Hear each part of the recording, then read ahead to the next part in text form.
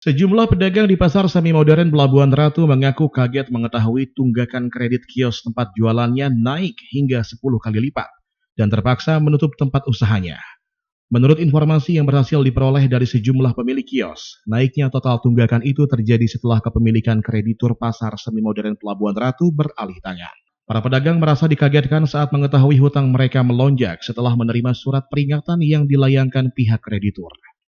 Oman, salah satu pedagang pasar semi modern Pelabuhan Ratu mengatakan, awalnya memiliki tunggakan pokok sebesar 47 juta kepada pihak Maybank. Akan tetapi totalnya kini menjadi 450 juta setelah diambil alih PT Oke Aset Indonesia. Menurutnya penetapan tunggakan tersebut dilakukan secara sebelah pihak oleh PT Oke Aset Indonesia dan tidak ada komunikasi yang dilakukan sebelumnya dengan perwakilan warga pasar atau Perwapas maupun UPTD Pasar Pelabuhan Ratu. Akibatnya sejumlah pedagang di pasar semi modern Pelabuhan Ratu lebih memilih menutup kiosnya